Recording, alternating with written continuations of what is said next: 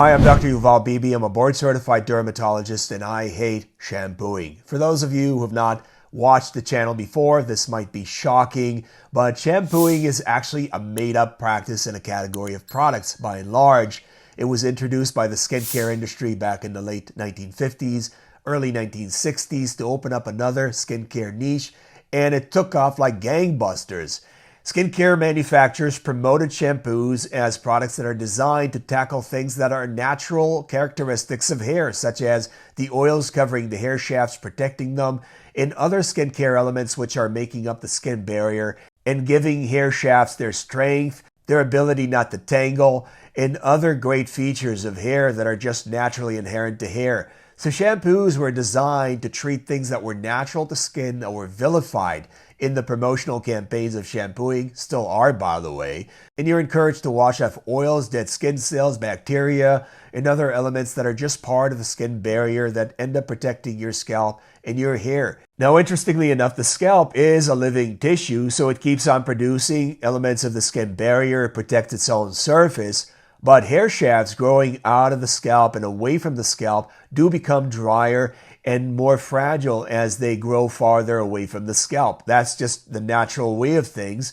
There's no way to replenish those elements when the hair is far away from the scalp naturally, and the hair keeps on growing more fragile, less oily, and more likely to break and to tangle, tie up in knots. So shampooing, especially of hair, and especially if you have long hair, decidedly damages the hair and makes it less shiny, more likely to break, and more likely to tie up in knots. Every shampoo is going to do that. Shampoos are detergent-based products, and they are going to do that categorically, decidedly, and by default. So obviously my recommendation is not to shampoo at all. And I know it sounds shocking to many people watching this video. You are getting zero benefit from shampooing for the most part, unless you're treating a medical condition, and even then in many cases you can get away with using other products rather than shampoos.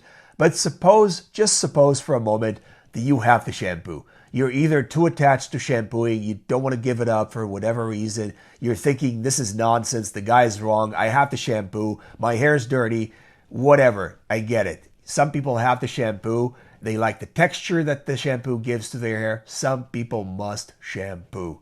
Well, what do? You still have to realize, and you know it, everybody knows who's using shampoos, that shampoos are creating changes in their hair. I'm telling you it's damaging your hair. What are you going to do to offset that damage if you have to use shampoo? Well, the short answer is that you need to use a category of products that will recreate or coat the hair shafts with a protective element. And those category of products are called conditioners. Now, conditioners are a very broad category of products. There are the rinse conditioners, which many people use alongside shampooing, not realizing that they're creating the problem and then making up for it with a second product. But let's leave that aside for a second. There are the rinse conditioners, and rinse conditioners are a large variable category of products. And with those products, what you want to do is apply them to the hair shafts, preferably to the ends of the hair. Leave them on for a few moments and then rinse off the product once enough of it has permeated the hair shaft to protect it and give it that semblance of normalcy. Now, I'm not a big fan of rinse conditioners because they do actually rinse off elements of the skin barrier as you rinse them away, replacing them with another category of factory-made products. So not a great category of products, but if you like them, so be it. Use them and use them judiciously and intentionally to make sure you're making up for the damage you create with shampooing. What I do like are leave-in conditioners. Now, leave-in conditioners are another very broad category of products. There are thousands of different offerings out there, and there are largely two categories of leave-in conditioners. The water-based leave-in conditioners, which are very popular because of their texture, but those products are not as effective as the second category, which are the oil-based conditioners. The water-based conditioners are infested or filled with inactive ingredients to keep the product together. They may lead to sensitization of the scalp, and they're not as effective as far as protecting the hair. So they're your second grade or second tier category. If you must use them, use them. If you like the texture, you like the smell, you like the what have you, use them. But the magic of leave-in conditioners is that you do not rinse them off the scalp. You leave them on the hair shaft and you let them do their thing, which is to protect the hair shaft to the best of their ability and make up for dryness, fragility, and knotting or entanglement of hairs. So leave-in conditioners, water-based leave-in conditioners are a fine category to use if you must, but then let's move on to the oil-based category. In the oil-based category, again, very broad category of products, and largely the most effective products out there are the either petroleum jelly for the very, very dry, frizzy hair crowd, the people whose hair basically breaks on a dime. Those people may need to use white petroleum jelly, and I'm talking very small amounts, applied to the ends of the hair very, very gently to coat them, and that may need to be done several times a day as the hair is trying to recover from the damage that was caused by shampooing, and that is something that you may need to be very intensely invested in to make things or turn things around. So petroleum jelly for the very dry, frizzy hair crowd, which you can actually use under a shower cap at bedtime to augment the effect of the leave-in conditioner of petroleum jelly. Then there are the plant-based oils, and plant-based oils, there are a few very popular plant-based oils that many people use out there. Specifically, coconut oil is very popular with many people. People like the effectiveness of coconut oil, and it is highly effective conditioner of hair, and you can apply it to hair shafts, the ends of the hair. You can use it as often as you like. Many people like the fragrance or the scent of coconut, which is great. And that is a big factor in many people's experience and their readiness to use a product.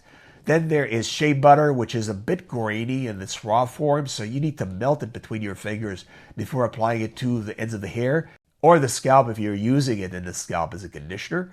Then for the straighter hair crowd, there are more liquidy oils like sunflower oil.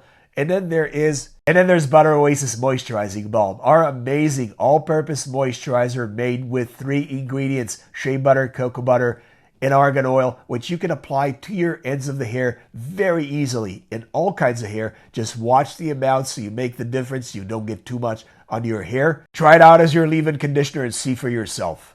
So in summary, shampooing is a terrible category of products and practices that are basically designed to strip off the hair shaft protection from your hair and leave your hair high and dry. Shampooing should be avoided, but if for some reason you cannot avoid shampooing, remember to make up for the damage that you create with shampooing with conditioning. Either rinse conditioning, which is not ideal, going through leave-in conditioners that are water-based, which are still not ideal, and ultimately ending up with the oil-based leave-in conditioners that you may choose based on your hair type, the level of dryness and sensitivity, and obviously personal preferences. Let me know in the comments section, are you shampooing regularly? Are you conditioning regularly? And what results have you seen with any kind of conditioner to your hair to make up for damage that's caused by shampooing? For more information about skincare scams, shenanigans, and obviously hair care, shampooing, and conditioning, pick up my book, 6 Skin, Skincare Made Simple on Amazon.com.